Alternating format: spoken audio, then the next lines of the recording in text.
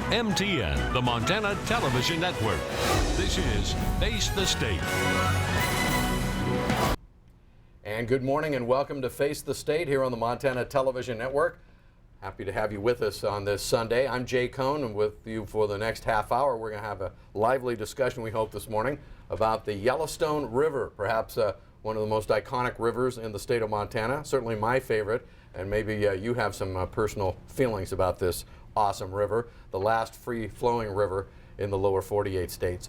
There is a symposium coming up within the next week as we take a look at the challenges facing the Yellowstone and some of the communities along the way, all the way from Gardner to its confluence with the Missouri over in the state of North Dakota. So we have a panel here this morning to talk about what lies ahead for the Yellowstone River.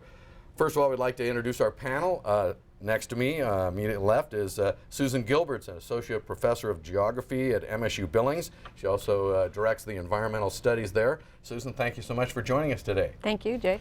In the middle, we have Carrie LeSueur, an author and environmental attorney based here in Billings. And she has some intriguing experiences dealing with the Yellowstone. She's going to share her experience and what she sees coming down the path. And also, last but certainly not least, we have Kayan Ostavar, Associate Professor of Environmental Science from Rocky Mountain College. And Susan, thank you all for being here on short notice to fill in our audience this morning about the FLOW project. Susan, you were the facilitator in one of the preliminary discussions. Tell us about FLOW, how this whole thing came about, if you would. Well, it's really the brainchild of Sherry Cornett, a local artist who came up to our campus and asked about providing us the opportunity to install one of her art projects, FLOW, which is based on art inspired by water.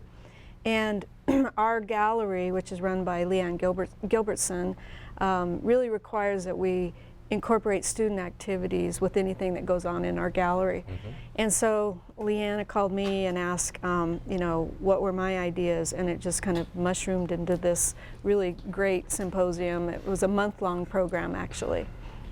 And tell me about the Yellowstone River. Do you have a special place in your heart for the Yellowstone, as most of us do? I do. I came to Montana 13 years ago, and within the first year of being here, I got involved in a research project looking at the cumulative effects of human activities on the river. That project is just coming to a close, which is the symposium that you mentioned that will be coming up next week. Mm-hmm. And so I have been working on rivers and river issues here in Montana for 13 years, and really the Yellowstone is just the focus of my energy and my interest. Kahan, let's talk to you just a little bit and get Rocky Mountain College's involvement spelled out. With your work at Rocky Mountain College, you try to get your students involved, and they've been very involved in studying the Yellowstone now for nearly a decade or more. Yeah, and starting with just our courses. So a lot of our courses are actually revolve around the Yellowstone River and understanding how our community engages with that river in a number of different ways. We have a course, an early environmental science course, where students go out and visit all the different facilities, infrastructure, city facilities, corporate facilities on the river, and understand how we are mimicking natural processes or maybe impacting those natural processes, and how we can basically work on all those to improve them and make sure that we don't impact the river in an unsustainable fashion. The Yellowstone flows for 670 miles from its start up near Fishing Bridge out of Yellowstone Lake, and then flows into the Missouri a few miles into the state of North Dakota. Along the way, there are 11 conservation districts, and I guess part of this study is to get those conservation districts that span the river from Gardner all the way past Glendive, and kind of have is it a brainstorming session on how we can help this river survive the long term? I'll let Susan speak to that. Okay. She's been involved with that project a lot longer than I have. All right. Yeah, all those districts came together to help with this cumulative effects study, and their interest is really to try to address the river as a whole and to understand the river more comprehensively, mm-hmm. rather than just maybe your section, which might be Miles City, but that's an important section if you live there, but that's impacted by what happens upstream, and then you can have an impact on communities downstream. So the conservation districts are really at the local hub of how that understanding of the river might be more complete. And they have been involved in this from the very beginning, and so we owe them a lot of respect for being involved. The third member of our panel this morning is Carrie LeSueur, local author and environmental engineer. You say you do a lot with energy as well, Carrie, not to pigeonhole you into an environmental attorney, but tell us how you got involved in this project, and you have a little different perspective coming from your line of work. All right, I'm not the scientist, and I was pulled in fairly late in the project and asked to speak at this symposium by Sherry Cornett and Susan.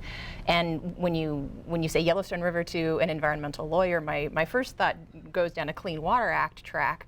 But I started to think a little more about my personal experience with the river, and many generations of my family have lived and worked and recreated along this river in particular and its tributaries, and so my memories were around fishing with my dad and my grandpa on the Stillwater, and things I take my own kids to do today on the river. And so I started looking into this new area of law around guardianship of future generations, and how we can create a voice for the river and a voice for future generations that will protect everything we enjoy and love about this river for generations to come. That's an interesting concept of the river needs a voice, and I guess your line of work, you were saying like a guardian of the river is maybe Right. something all of us need to think about, but legally there's an avenue for this river to have a voice. Well, we create guardians already in the courts for people who don't have a voice and who need one. We create guardian ad litems for infant children. They can't speak to us, they can't tell us what they need, but clearly there's a different interest there than anything that already exists in the proceeding. So we have this concept of bringing in a third-party guardian who tries to understand what that voiceless interest is. And future generations are in some ways the same. We need to find a way to speak for them. We need to find a way to speak for the river. If we can give personhood to corporations, I wonder why we can't figure out what the personhood interests of the Yellowstone River are. Interesting. That's what makes the river really fascinating, Jay, is that you can bring so many disciplines to it in a very meaningful way. You know, we can certainly bring the biological studies and the hydrologies and the geomorphology of the river, which is fascinating. But we can bring the legal aspects. The students brought art interpretations to the project. So it's really, it's such a vital part of our community, and everyone has an interest in how that functions for us. And the communities that span those 670 miles of the Yellowstone are as diverse as you can get as well, from little town of Gardner, which is tourist, Yellowstone Park, kind of the gateway, to Billings, more the industrial side of things, to the agricultural interest down towards Miles City and Glendive, and of course the pallid sturgeon, the dinosaur of the fish that I think all of us have learned to appreciate. Kayhan, you've focused some of your studies specifically on the wildlife of the Yellowstone. Tell us a little bit about that diversity. Thank you. Mostly through students. So in 2011, we had the large floods on the Yellowstone, and Rocky Mountain College decided to put some resources towards developing a Yellowstone River Research Center. And so we set up this research center as kind of a unique entity where students would apply for funding to carry out research on the river, so it's a way to engage students. Their projects have to require a community component, a community service component, and so it's a way to engage the community. And then we have a steering committee on that within that institution that incorporates state and federal agencies, nonprofit organizations, corporations in the community, and other institutions like MSU, and Susan actually sits on that steering committee. So they're the ones that make the decisions of what projects move forward, how much funding those students get, and the students then try to find collaborative funds to again focus those efforts on the river. So we've used wildlife species as indicators of the ecosystem integrity, and we test certain organisms for potential aquatic contaminants has been one focus, and also looking at connectivity within the river system, trying to use species that tell us that something maybe is changing within that ecosystem in a way to maybe react and learn about how we can better carry out our practices on that system. And so what have you learned? What jumps out at you as there's a number of threats to the system that the study, students' work in the study have identified, and those are primarily the changes in flow, changes in channel migration, the riprapping and bank armoring that we've done, And so different species that we look at can help identify where those changes are occurring most rapidly. Cottonwoods, for example, don't reestablish unless you have floods, and you need sandbars and new habitat for the cottonwoods to reestablish. Bank swallows will lose their colonies if we riprap colonies, and bank swallows are a perfect example of a species that helps us identify changes to the system because they need exposed banks. And as we're losing those with riprap, and we've armored now, the study identified 136 miles, I believe, of bank that have been armored of the 670 miles of river on the Yellowstone River. So we're still very pristine, but we have to be careful that we don't move too far down that road and not allow a natural functioning ecosystem. Right, and it kind of depends on where you are on the river. There are parts of the river that are probably very much like they were 100 years ago, with virtually no change at all. And then you look at other parts of the river, for instance here by Billings, where the armoring is almost complete on the river, and that really changes the dynamic of the river, and it shows up in really problematic ways beyond the biological changes, as particularly to the fisheries, but also in terms of, we think that was in part, some of these scourings that happen that are exposing pipelines, and then we have these pipeline breaks on the river, is probably because when you change the dynamic of the river and you channelize it, then the power of the river just starts working the bottom of the river, and that's where those exposures come from. I was going to mention the pipeline breaks. It's been two separate incidents, one by Laurel back in, was it 2011? Yeah. Back when the floods, and then the most recent one just a year ago down near Glendive, which threatened and did in fact contaminate that city's water supply for a short time. Carrie, that's where you come in as an environmental attorney. Right, I get those calls. Not only is the Yellowstone River important and well recognized in Montana, but I can tell you from our newsroom, when those pipeline spills occurred, people first thought we were talking about Yellowstone Park around the country. They were like, oh my gosh, Yellowstone Park is impacted. But this river really has important ties all across not only in Montana history, but across the country. It's just an iconic river. It's very close to people's hearts. Right. And so we run into this, there's a conflict going on between private property rights and, I've got my 160 acres and nobody ought to be able to tell me what to do with them. And a problem that's referred to in legal scholarship is the tragedy of the commons. And it's something that we all value a lot, we all want to use, we all have some kind of use for, and so we each go in and let's say we all own some kind of common field, and you want to graze your cattle and you want to graze your sheep, and I've got some goats, and so we all go in there and we use it as much as we possibly can, and pretty soon the damage is such that its value is less to all of us. And the river has some aspects that work that way. If every landowner along it does the riprap and the shielding, we start to have some impacts on the river as a whole and its functions for everyone, for every creature, every individual who wants to use it, that reduce the value. So how do we balance that individual property owner's interest in protecting their shoreline with the interest of everyone along the river in having a functioning ecosystem?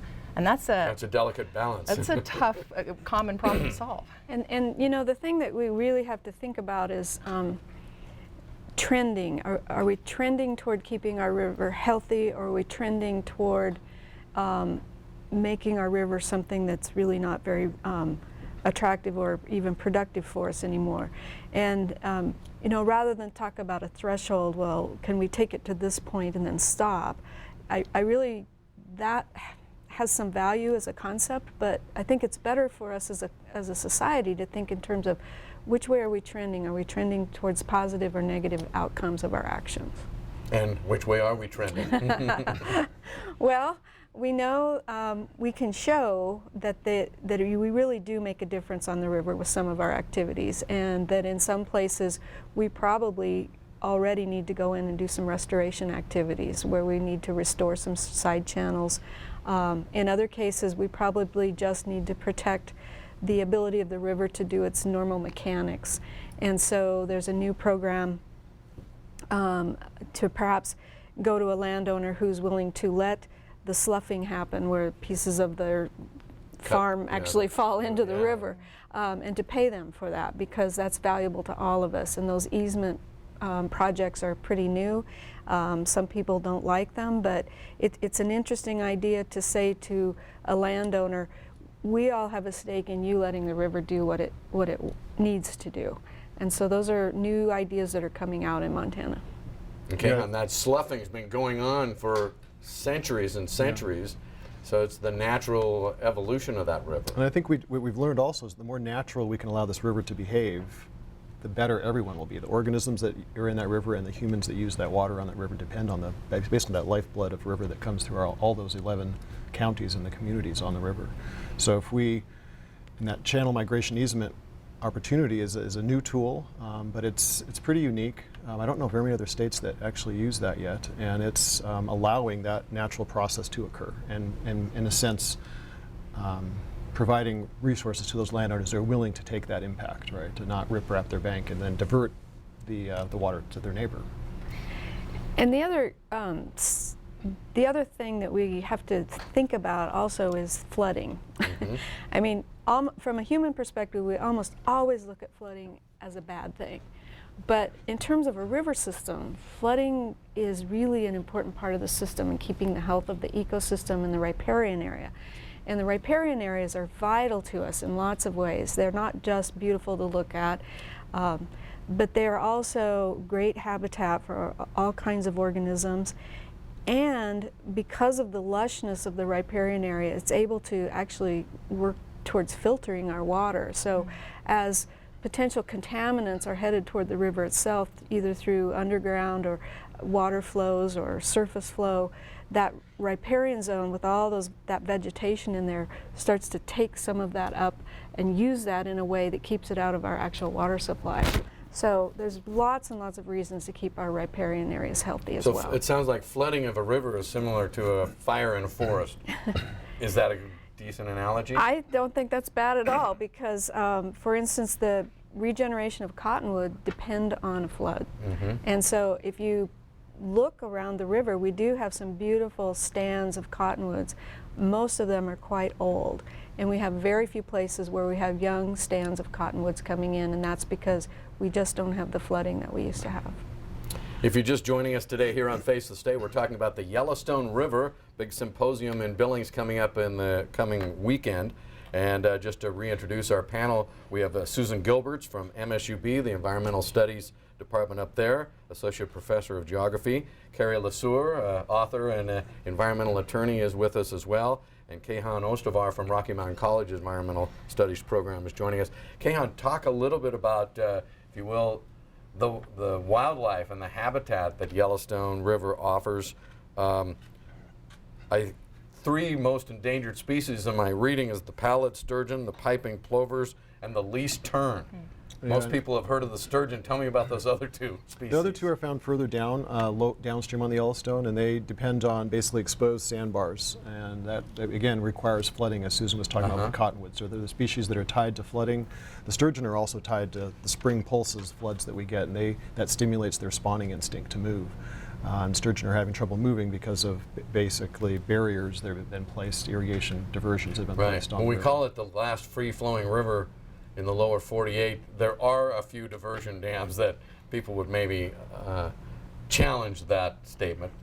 Back in the 50s and 60s, they were talking about damming that river right outside of Livingston. Thank God the Army Corps of Engineers, in my opinion, didn't get their way on that. At the time, that was a viable threat. Of course, they felt damming up the river and flooding the Paradise Valley was a good thing. Fortunately, that did not happen. I think history will show that many of the politicians in Montana stepped up and made sure that wasn't going to happen. Was that a good decision?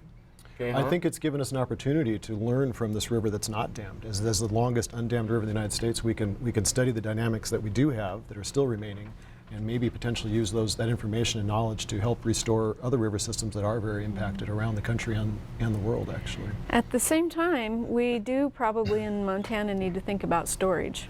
water storage. Yeah, especially this year. Especially the years like this, Just exactly. had the lowest amount of precipitation in the month of February ever. Exactly. Since records have been taken. And so when that spring pulse comes through, that pulse of water, or pulses in a good year, that's an opportunity to hold water in Montana for use later in the year. And without storage capabilities, that's really hard to do. Now, there are lots of ways to store water. It doesn't necessarily mean a great big dam. In fact, some of the flood irrigation that we've done, for a century now in this valley is really a storage system, because you flood irrigate, you supersaturate the floodplain with irrigation water, and then that migrates back to the river eventually, either subsurface or surface-wise. Carrie, from your perspective, what's the biggest challenge facing the Yellowstone? Biggest threat, perhaps, but a challenge, maybe not necessarily a threat. Well, as Susan just mentioned, we're coming into an era where water availability is going to be absolutely critical, and fresh water will become more and more valuable. There's so much pressure on rivers to the south of us and to the west of us. The Columbia, the Colorado are arriving at the shore with, the Columbia is more protected than the Colorado, but the Colorado is a trickle by the time it reaches the ocean. And we have this chance to do something wiser with the Yellowstone. We have really good information about how important it is to keep this a free-flowing river and to allow it to behave as rivers behave, but the pressure just to get hold of those molecules of H2O is going to get more and more powerful as years go by, and that's I think the real challenge in protecting future generations and handing down something that will be recognizable as the river we know and love. Kehan, you have a study about turtles in the river. Tell us about that. Because So we're looking at a very aquatic turtle. Not too many people have probably seen these, but they're called spiny softshell turtles, and this is about as far north and west as they get. So they get quite large. They are restricted to aquatic habitats, and we're working with Fish, Wildlife, and Parks, and have had several students working on this, but we're taking blood from them actually and looking at contaminants in their blood at this point in time. But they're a species that are, again, tied to disturbed areas at times, need certain conditions in that water. They need to nest in gravel very, very close to the river, and that would be disturbed sites, the new gravel sites. So we're looking at this species and trying to get an understanding. We're actually sampling turtles from the Mussel Shell, the Yellowstone, and the Bighorn River, trying to look at differences in those systems and see what might be causing, in this case, heavy metal contaminants. one thing I read about the Yellowstone, has 56 species of fish, the most of any Montana river. How are they doing? I think for the most part, again, it depends on your perspective, which fish you are on the system, right? But the pallid sturgeon we know is having trouble, but other fish species are probably doing okay. There's been some large fish studies done through the Yellowstone River Conservation District Council. They've done, looked at a lot of different species actually, and I had a student looking at fish passage. So we've already talked about passage a little bit with diversions, but a lot of the tributaries are also extremely important for the Yellowstone. A lot of those tributaries also have barriers and dams on them. Pryor Creek, which is just downstream of Billings, recently had a fish passage barrier rebuilt, and it's allowed fish to now come into that system that have not been able to come into that system for over 100 years. And we actually caught a turtle that we previously tagged upstream on the Yellowstone actually moved up into that system as well last summer. So we know the softshell turtles and the fish are coming back into that system. Wildlife returns very quickly if we provide the opportunity. And we have the knowledge now to do that. Another thing the study looks at is the invasive species, and I'm talking about what it mentions, the Russian olive trees and the noxious weeds. You don't have to go too far here in Billings to find a whole bunch of Russian olive trees that people are trying to get rid of, but what's been their cumulative effect? Well, they're very thirsty. Yeah. And they also ruin the habitat of the native habitat. It just becomes such a tangle and they're very thorny, and so even our even deer and raccoons and kind of normal wildlife don't even like to be in those thorny thickets. if you've ever tangled they're with terrible Russian thickets. So they're really problematic, and they're hard to get rid of. You have to, our best technology now is this machine that cuts them off and then actually treats the stump almost immediately, because even just within a few minutes the stump can seal over and then it'll come back to life. Yeah. So those are really those are really hard to deal with. Knapweed, it goes on, and so those are some of the challenges. The other challenge is that half of it, what we've been talking about is the river corridor, but when you really think about the basin itself, half of the basin is in Wyoming, and we share the basin with Wyoming, and then it all drains into the Missouri, which drains into the Mississippi, and so people downstream call on us to manage our water in Montana as well. And what I would say to our community is that the more we demonstrate that we are taking care of our water, the better we are in the larger political context of people saying, well, you don't care, you're not taking care of your river anyway, so we'll take care of things down here because you apparently don't care up there. So the more we do up here to show that we do care about our river and the health of our river and the users that we have here in Montana, the legitimate rights holders that we have, the better off we are in the larger political economy of it.